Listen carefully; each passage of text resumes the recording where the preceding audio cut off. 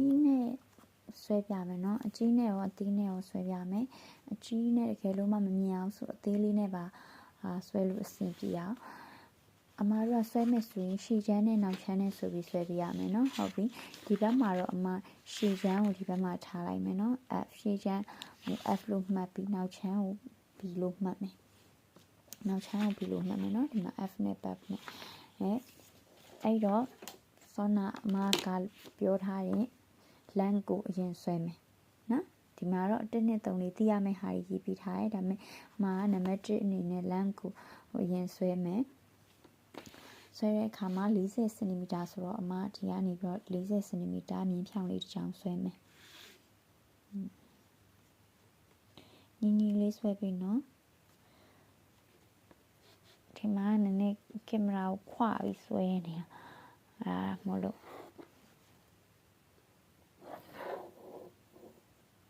40စင်တီမီတာ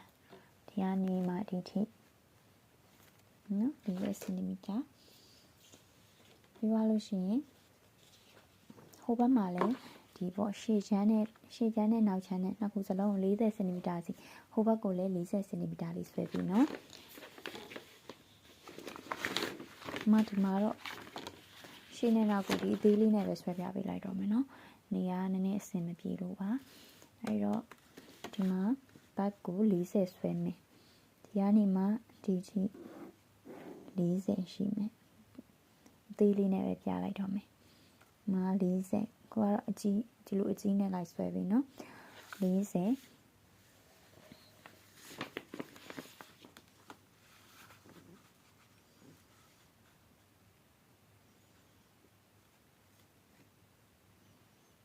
ရှေ့လဲ40ဖြတ်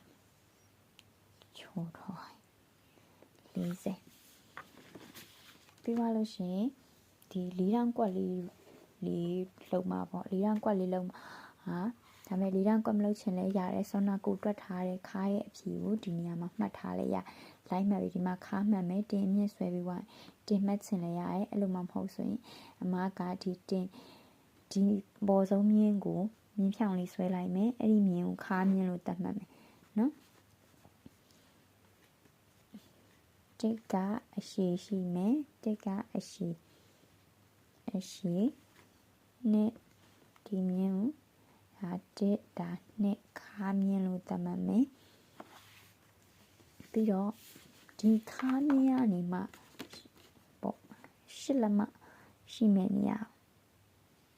8လက်မစင်တီမီတာနဲ့ဆိုရင်20စင်တီမီတာပေါ့20စင်တီမီတာနေရာမှာအမားတို့တင်မြင့်ကိုဆွဲမယ်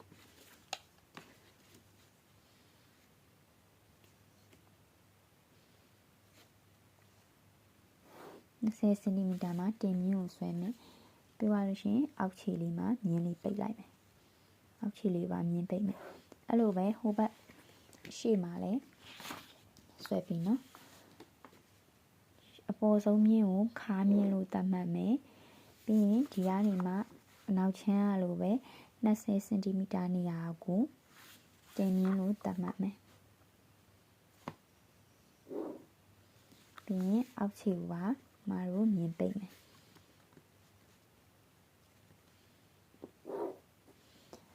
ပြီးတော့ဒီပေါ်မှာရှေ့နောက်မှာအမှတ်မှတ်မယ်နော်ရှေ့နဲ့နောက်နဲ့မှာအမှတ်မှတ်မယ်ဘာကြီးမှတ်ကမလဲဆိုလို့ရှိရင်ဒီရနေပြီးတော့မှဒီတင်ပေါ့တင်20.25အကုန်လုံးကို20.25ဆိုပြီးလိုက်မှတ်မယ်ခါမြင့်မှာလည်း20.25တင်မြင့်မှာလည်း20.25အောက်ဆုံးမှာလည်း20.25ဆိုပြီးမှတ်မယ်နော်ဟိုကတော့ဒီကြီးနဲ့ဆိုလို့ရှိရင်စင်တီမီတာရဲ့20.25နေရာလိုက်မှတ်ပေါ့နော်ဆွဲပြပေးလိုက်ပါမယ်နော်အကြီးရောအသေးရောဆိုရှုပ်နေမှာဆိုဒီမှာခါမြင့်သူ့ရဲ့20စင်တီမီတာနေရာမှာ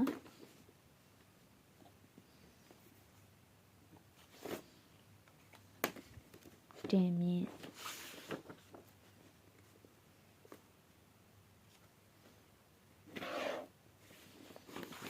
အောက်ခြေမှာလည်းမြင်းတစ်ချောင်းဆွဲမယ်နော်3မြင်းပေါ့ စုပေါင်းဆိုရင်တော့မြင်း4ခု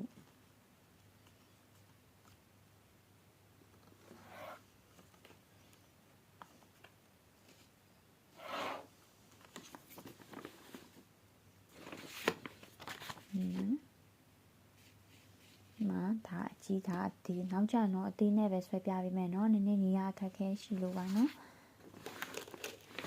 နေရာအခက်ခဲထက် program ဓာတ်ပုံရိုက်ပေးမယ်သူလည်းမရှိဘူး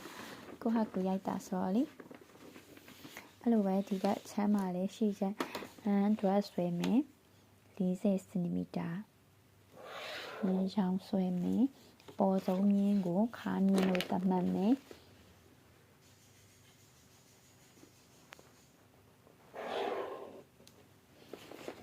အားမြင်းကနေမှ20 cm ရှိတဲ့နေရာကိုတင်အမြင့်တင်မြင့်လို့သတ်မှတ်မယ်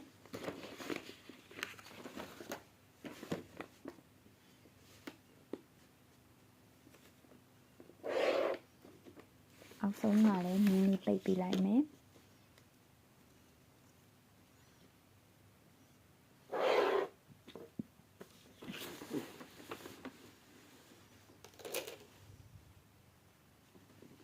ဒီလိုမျိုးလေးနော်မြင်း3ချောင်းဖြစ်သွားဒါရှည်ချမ်းဒါကနောက်ချမ်း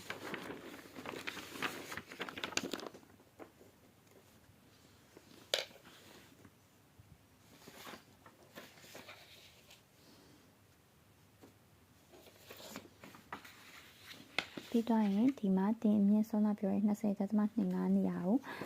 မှတ်ပေးမယ်တူလေးရဲ့20.25တင်က20.25ဆိုတော့အသေးလေးနဲ့ဆိုဒီနာလောက်မှာအရှိချမ်းရောနောက်ချမ်းရောတူတူမှတ်မယ်နော်20.25နေရာမှာမှတ်မယ်ဒီနေရာမှာလည်း20.25မှတ်မယ်တင်အမှတ်တွေပဲလိုက်မှတ်သွားမှာနော်20.25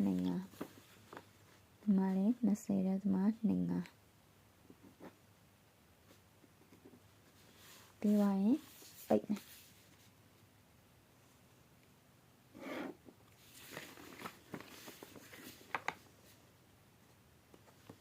ပတ်ချလေး20.25လေးလိုက်မှတ်မယ်20.25လေးလိုက်မှတ်မယ်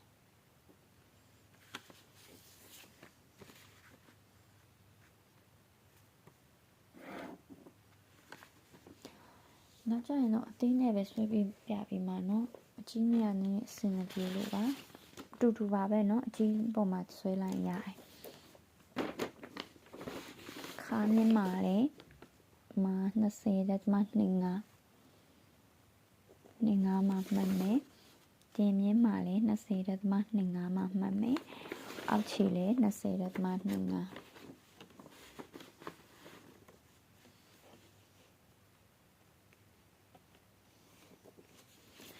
ပြင်မြင့်ပိတ်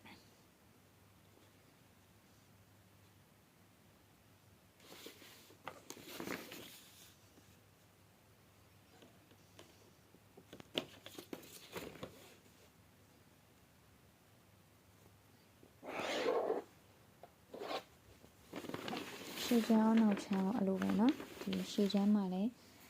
20.25လေးလိုက်ပိတ်မယ်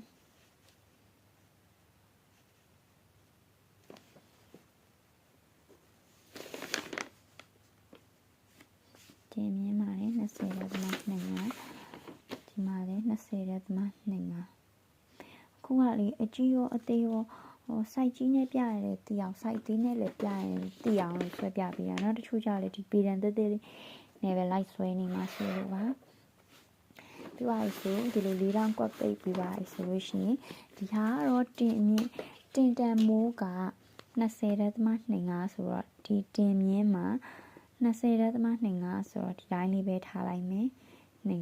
ဟုတ်ပြီခါးမြင့်မှာကျတော့ခါးတန်မိုးက19 cm ပဲရှိတယ်เนาะအဲ့တော့19 cm နေရာကိုမတို့တွေကအမှတ်တစ်ခုထပ်မှတ်မယ်ခါးမြင့်မှာ19 cm နေရာမှာအမှတ်လေးတစ်ခုထပ်မှတ်မယ်ဟုတ်ပြီဒီမှာ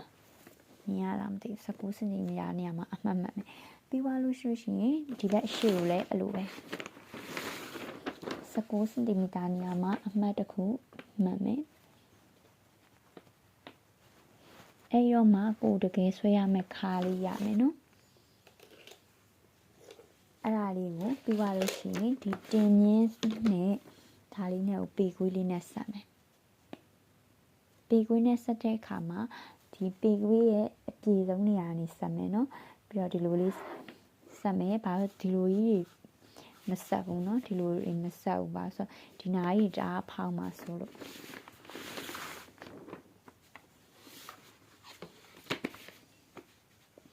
ပြီးရင်ဒီဘက်ကိုမှတ်ထားတဲ့နေရာနဲ့ဒီဘက်မှတ်ထားတဲ့နေရာနဲ့တူအောင်လေးလုပ်ပေးပါเนาะမညီမှာဆိုလို့ဒီမှာတော့ဒီတိုင်းလေးပဲဆွဲပြပေးလိုက်မယ်ဟုတ်ပြီအဲ့တော့တကယ်ယူရမယ့်ခါမြင်ကဒီမှာဖြစ်သွားပြီเนาะခါအမှတ်ကဒီဟာလေးဖြစ်သွားပြီအသေးနဲ့ပြပေးမယ်เนาะဒီအကြီးနဲ့ကြောက်ဖြေးလျန်းဖြစ်နေလို့အသေးနဲ့ကြောက်လဲဒီမှာ19ခါ19စင်တီမီတာရထားတဲ့ဟာမှတ်ထားမယ်ဒီနားမှာ19ဆိုတော့ဒီနားလေးမှာဟိုဘက်ရှေ့ချောင်းကိုလည်း19ဟိုထားပေးမယ်ဆိုတော့ဒီနေရာမှာသူ့ကိုလည်းဒီလိုပေါ့ပေကွေးသေးလေးနဲ့ပဲလိုလေး white ပြလိုက်မယ်မြင်ရလိုက်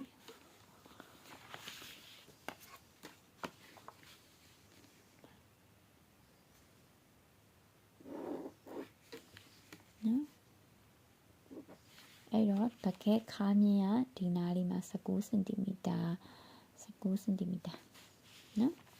ခါဒီဘက်မှာလည်း19စင်တီမီတာအဲ့တော့ခါ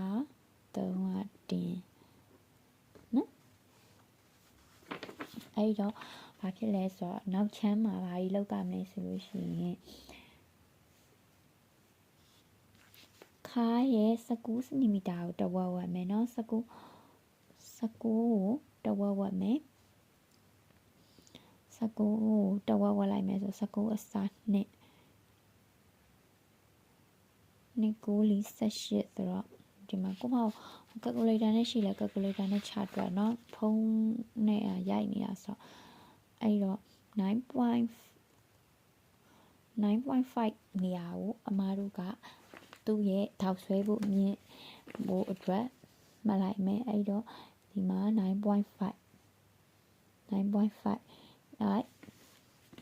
ဒီဘက်ကိုလည်းအမားဒီဘက်ကခါတော့နေရာမှာပဲမှတ်လိုက်တော့မယ်နီးရတော့2နည်း3နည်းလောက်တော့ရှိတယ်ဒါပေမဲ့အဆင်ပြေမဲ့နီလန်းလေးပြပေးမယ်ဒီဘက်ကိုလည်းခါတော့နဲ့မှတ်မယ်ဒီဘက်ကိုလည်းခါတော့မှာမှတ်လိုက်မယ်ပြီးသွားလို့ရှိရင်နောက်ချမ်းကကြတော့ဒီအပေါ်ကို1 cm တက်မယ်မင်းနီလေးနဲ့ပြပေးမယ်မမြင်ရမှာဆို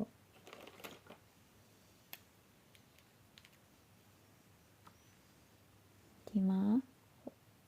တချို့ဟာကြီးကြောင့်အကြီးနဲ့ပြမှာအဆင်ပြေမှာ1 cm အပေါ်တက်တယ်1 cm လိုလေးမှတ်ထားလိုက်နော်အဲ့လိုပဲနောက်ချမ်းမှာတက်ရင်ရှည်ချမ်းကိုလည်းလို1 cm ဆောက်ပေါ့နည်းနည်းဆောက်ဆွေလေးပေါ့အရန်ဆွေရွာလို့ရှင်လေခါအရန်ကျင်သွားလိုက်မယ်နော်1 cm တက်မယ်အပေါ်1 cm တက်မယ်အကြီးနဲ့ပြပေးမယ်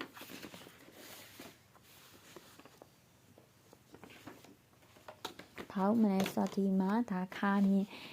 ဆောနာ white ထားတဲ့နေရာเนาะအဲ့ဒီ white ထားတဲ့နေရာကနေမှအပေါ်1 cm တက်မယ်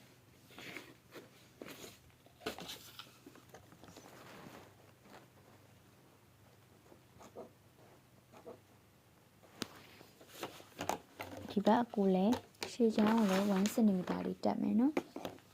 ဆောင်းလေး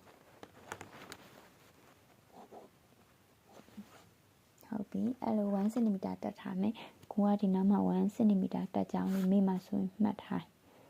1 cm တက်ပြီးသွားပြီဆိုလို့ရှိရင်ဒီပေကွေးလေးနဲ့ရှော့ရှော့လေးပေါ့လိုလေးဆက်ပြီးဒီမြင်းနဲ့စုံတဲ့နေရာလေးဒီလိုလေးဆက်မယ်နော်